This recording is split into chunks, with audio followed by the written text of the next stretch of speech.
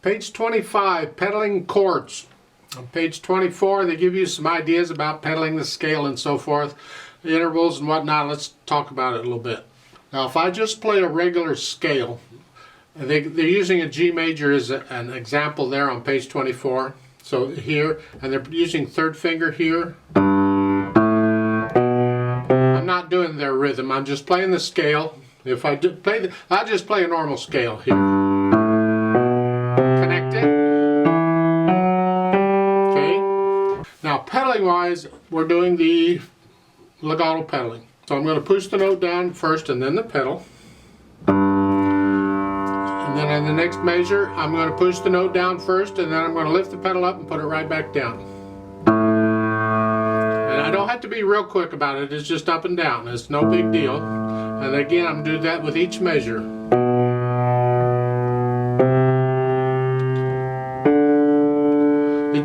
It overlaps just a hair. We don't mind the hair. We can deal with the hair. Then on the pedaling intervals, well, one of the things about changing pedal is we try and change it with the harmony. We don't want to blur harmonies together unless that's the effect the composer wanted. So the first measure is here, next measure is here. Each one of those is a different chord. The harmony is different, so I got to change it with each one, and it happens to be at the bar line. It just happens to be, it doesn't have to be. But I'm going to, here, I'm going to push the note down first and then the pedal.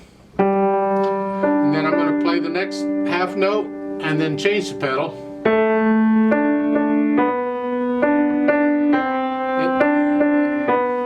And one of the reasons this is called legato pedaling is it ensures sound. It ensures you connect it together. You make sure it sounds legato. So we call it legato pedaling. The other names too, lag and syncopated, and okay. And that's the pedaling. And it's the most common type of pedaling. It takes a while to get it. You'll get it, just keep at it. Don't just do it with the hands. That's very dangerous. It is a style of pedaling we use sometimes, but try and get in the habit of letting the pedal lag right behind the note, just after the note, not with it. For pedaling chords, let's talk about this. Well, first let's get the notes and all the stuff out of the way. 4/4 time, we're in the key of C major, we've got a bunch of C chords. We got the C chord, which is the 1 chord, the F chord, which is the 4 chord, measure 4, it's a G7 chord, which is the 5/7 chord. Measure 7 is a C sus4, which is the 1 sus4 chord, which is the same as a 5/7, except instead of a B, you're playing a C. It's a C chord with the 4th added, with the 4th step added, and then 5/7, and then 1. Those are notes. I mean, okay, and then you just get them as half notes, quarter note. You just lift up and move, but don't take a whole beat to do it. It's not this. So that would be a quarter note, quarter rest in the left hand if I did that. Down, rest, and it's not, they're half notes. Hold it down. You have to lift up to move, but you do it just right before. You don't have to be quick about it. You don't have to be jerky about it. Just don't take a whole beat to do it. It just don't lift up until after you played that. So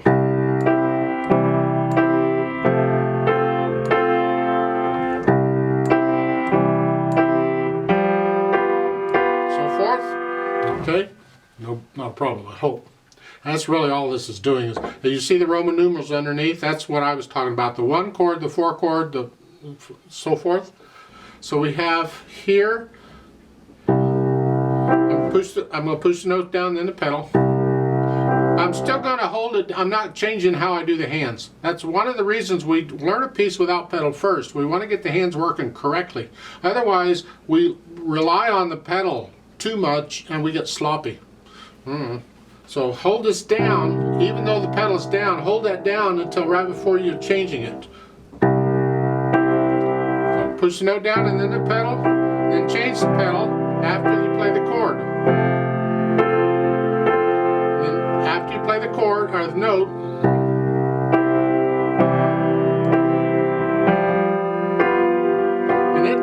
time to get this. Go as slow as you got to go on it, because you're focusing on when do you change the pedal. And it's tricky because it's not happening with the hands, it's happening after the hands. And then you're also concentrating on holding the notes down or not holding the notes down. And if you're struggling with trying to hold these notes down, then go back and practice this some more without the pedal, so you can just focus on that. See, adding the pedal just adds another layer of complication stuff. It makes it a little harder. And that's really the pedaling. At the end, then the pedal and the hands come up together. Now there's no real articulation shown, but the dynamics they're suggesting, and it's going to be for both hands. It's moderately loud, whatever you think that is at the beginning.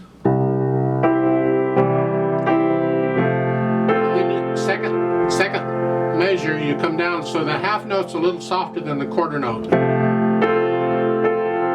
And then moderately loud again. Then come down. Now you're soft, both hands. Whatever you think soft is, and then come down to very soft. And last line, start it very soft, get a little softer. And slow down. Go all the way up to loud at the end. Speed-wise, keep it whatever speed you got to go to focus on everything. Speed isn't important in this piece. They're suggesting an andante, a kind of a casual speed. It's up to you. It's the feel of it, not the beat, so it's whatever. Now at the bottom of page 25, they're suggesting you transpose this to G major. Well, that can be hard when you're reading the notes, because you got, where's G major in all this mess? Well, if you'll think 1, 4, and 5, 7 chord, or the 1 sus4 chord, those numbers, you can play in any key. So a G major, just one chord in G major is a G chord. You just hear. It doesn't matter where you play it. Just pick up. So you're playing here, maybe, and then a G chord, and then a 4 chord in G major, which is a C chord. And back to the 1 chord in G major. And then the 5-7 chord, but you're only using the top 2 notes of it here. 5-7 chord in G major, or D7 chord, and then back to the 1 chord in G major. And then the 4 chord in G major. And then the 1 sus4 chord in G major, which would be a 1 chord with a raised, you're just using the 4th instead of the 3rd. It's like the 5-7, except you have C. It's here. So it's here.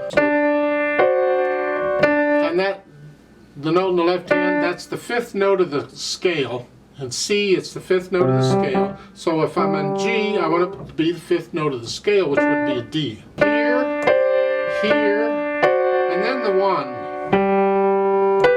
And then go down, and that's basically transposing it. And you can transpose it to any key if you know the scale, because that will help you figure out the 1, 4, and the 5-7 chords of the scale. And you can play it any key, it doesn't matter. I like to play this with you slowly to double check the notes and all that junk. So let's just go, I won't do any dynamics. I'll give us 4 counts. Let's just go over this slowly. 1, 2, ready, go.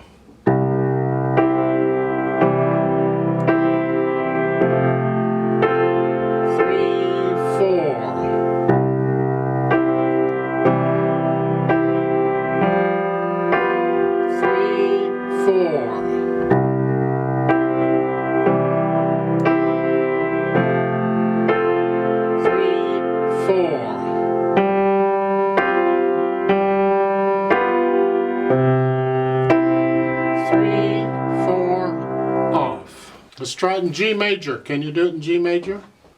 1, 2, ready, go.